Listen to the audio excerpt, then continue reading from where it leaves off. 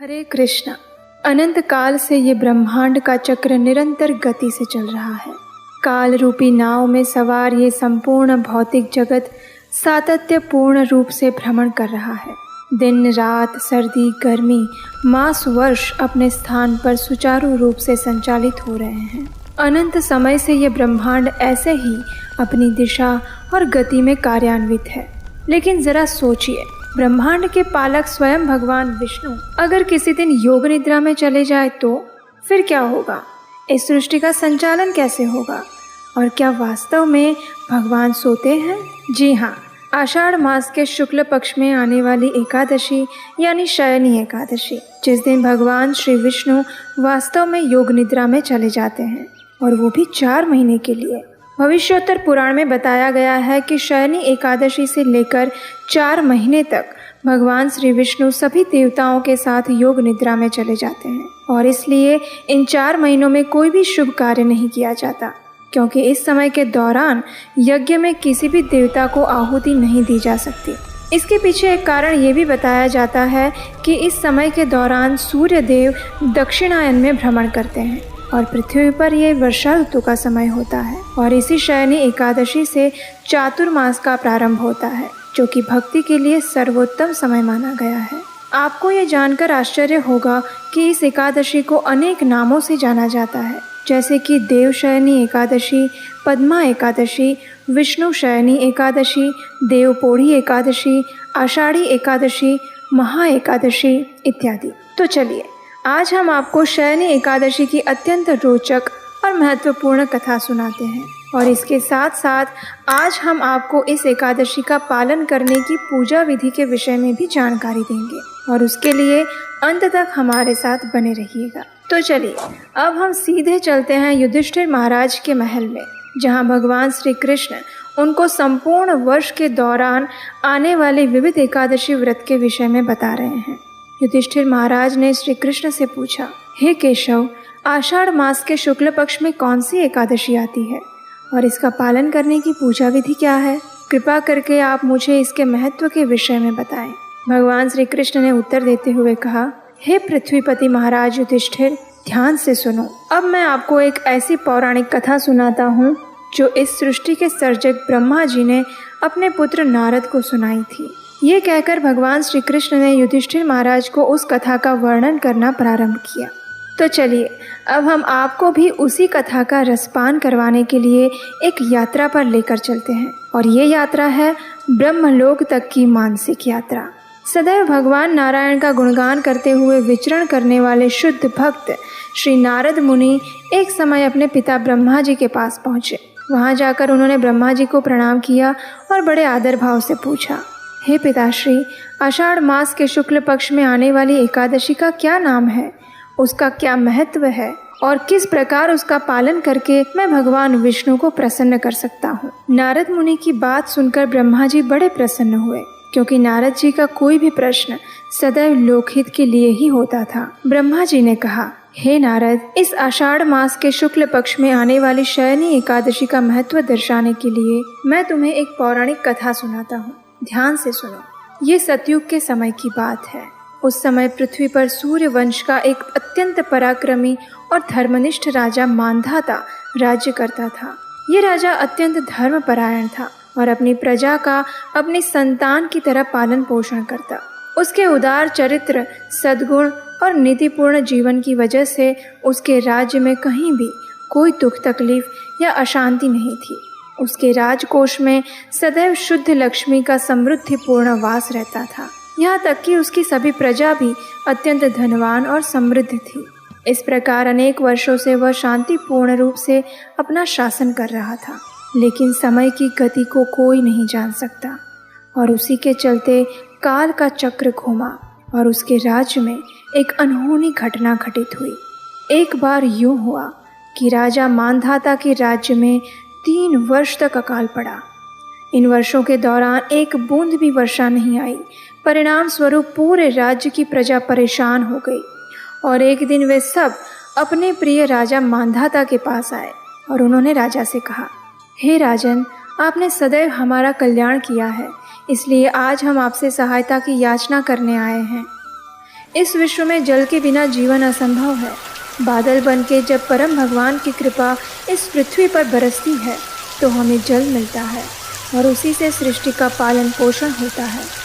लेकिन पिछले कुछ वर्षों में हमारे राज्य में अकाल की वजह से सारे जलाशय सूख चुके हैं। मनुष्य और अन्य जीव जल के अभाव में प्यास से मर रहे हैं। बिना पानी के ज़मीन से धान्य भी नहीं उगता और इस प्रकार अपने अस्तित्व को बचाने की महामारी में हम सब दुख से पीड़ित हैं। कृपया आप कोई उपाय ढूंढ निकालें जिससे हमारी इस समस्या का समाधान हो सके। व्यथित प्रजा की आर्द्र वाणी सुन के राजा ने कहा, आप सबके वचन सर्वथा उचित हैं। अन्न और धान्य के बिना अस्तित्व असंभव है। शास्त्रों में बताया गया है कि अगर राजा धर्मनिष्ठ ना हो तो उसके राज्य की प्रजा को उसके पाप कर्मों का फल भुगतना पड़ता है। लेकिन पिछले कुछ समय से मैंने ध्यानपूर्वक अपने भूतकाल और वर्तमान के चरित्र पर विचार मंथन किया है, लेकिन मैं आपको विश्वास के साथ आश्वस्त कर सकता हूँ कि मैं कभी भी किसी प्रकार के पाप कर्म में लिप्त नहीं रहा। फिर भी प्रजा के कल्याण हेतु मैं अवश्य इस समस्या का समाधान खोजने का प्रयास करूँगा। ये कहकर राजा अपने सैनिकों के साथ इस समस्या का समाधान ढूंढने के लिए जंगल की ओर निकल पड़ा। वहाँ उसने अनेक ऋषि मुनि और तपस्वी के पास जाकर इस समस्या का समाधान पूछा, लेकिन कहीं से भी उसे योग्य उपाय नहीं मिल पाया। आखिरकार यहाँ वहाँ भटकते हुए राजा एक आश्रम में पहुँचा और ये आश्रम महान तेजस्वी और तपस्वी ऋषि अंगिरा मुनि का था। ऋषि का तेज इतना दिव्य था कि उनकी कांति से सभी दिशाएं आलोकित हो रही थी। जब राजा को पता चला कि ये महान ऋषि अंगिरा का आश्रम है तो वह तुरंत ही अपने रथ से उतरकर ऋषि अंगिरा के पास गया। वहां जाकर उसने ऋषि को दंडवत प्रणाम किया और बड़ी ही विनम्रता से हाथ जोड़कर ऋषि के आशीर्वाद की याचना की। राजा की विनम्रता और धर्मपरायणता से प्रसन्न हुए ऋषि अंगिरा ने राजा को आशीर्वाद दिया और उसके तथा उसके राज्य के कुशल समाचार पूछे। ऋषि ने राजा से कहा, हे राजन, किसी भी राज्य की कुशलता उस राज्य के 7 अंगों पर निर्भर होती है और वे अंग हैं राजा स्वयं, उसके मंत्री, उसका राजकोष, उसका सैन्य, उसके संगी साथी, ब्राह्मण और राज्य में आयोजित की जा रहे यज्ञ कर्म तथा राजा पर निर्भर प्रजा की जरूरतें। क्या आपके राज्य में इन 7 अंगों की स्थिति सुखपूर्वक है? राजा ने उत्तर दिया, हे ऋषि श्रेष्ठ, ईश्वर की कृपा और आपके आशीर्वाद से मेरे राज्य के ये 7 अंग सुरक्षित और सुखी हैं। ये सुनकर ऋषि अंगिरा ने कहा, फिर ऐसा क्या प्रयोजन है जो आपने अपने सैन्य के साथ इस घने जंगल में आने का कष्ट उठाया है? तब राजा ने व्यथित स्वर में ऋषि को अपने राज्य पर आई हुई अकाल की विपत्ति के विषय में सारा वृत्तांत कह सुनाया। राजा ने कहा, हे ऋषिवर, मैं संपूर्ण वैदिक नियमों का पालन करते हुए और अपनी प्रजा का अपनी संतान की भांति पालन करते हुए राज्य कर रहा हूँ, लेकिन फिर भी मुझे ये समझ नहीं आ रहा कि किस वजह से मेरे राज्य में पिछले 3 वर्ष से अकाल पड़ रहा है। इसी समस्या के समाधान हेतु मैं आपकी शरण में आया हूँ। कृपया आप मेरे और मेरे राज्य के कष्ट का कोई निवारण बताने की कृपा करें। ये सुनकर अंगिरा ऋषि ने राजा से कहा, हे राजा, वर्तमान युग सभी युगों में श्रेष्ठ सतयुग है। इस युग में धर्म अपने 4 स्तंभों पर खड़ा है।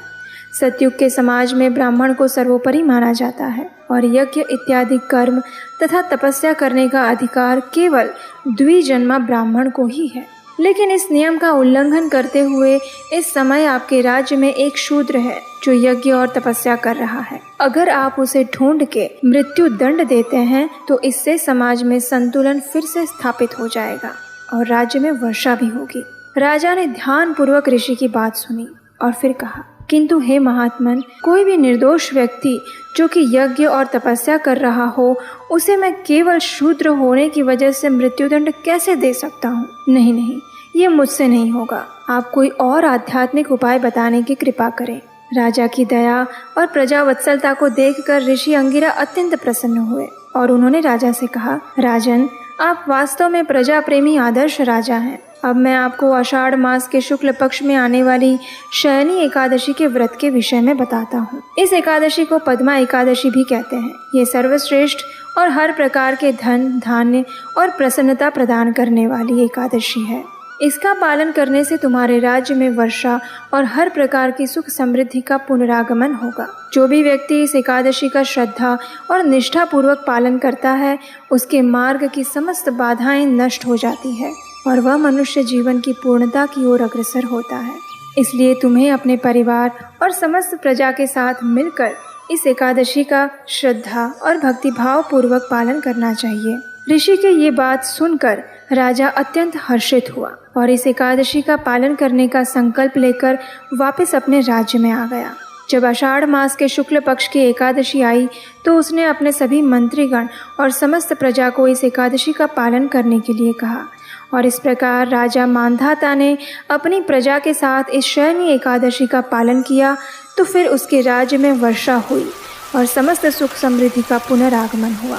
और ब्रह्मा जी द्वारा नारद मुनि को सुनाई जा रही इस कथा का समापन करते हुए ब्रह्मा जी ने नारद मुनि से कहा, ये एकादशी समस्त पाप कर्मों को नष्ट करने वाली और अत्यंत पवित्र है। जो कोई भी व्यक्ति जन्म मरण के चक्र से मुक्त होकर जीवन की पूर्णता को प्राप्त करना चाहता है, उसे निष्ठापूर्वक इसका पालन करना चाहिए, क्योंकि इसका पालन न सिर्फ भगवान विष्णु को प्रसन्न करता है, अपितु मनुष्य को नरक के द्वार से भी बचाता है।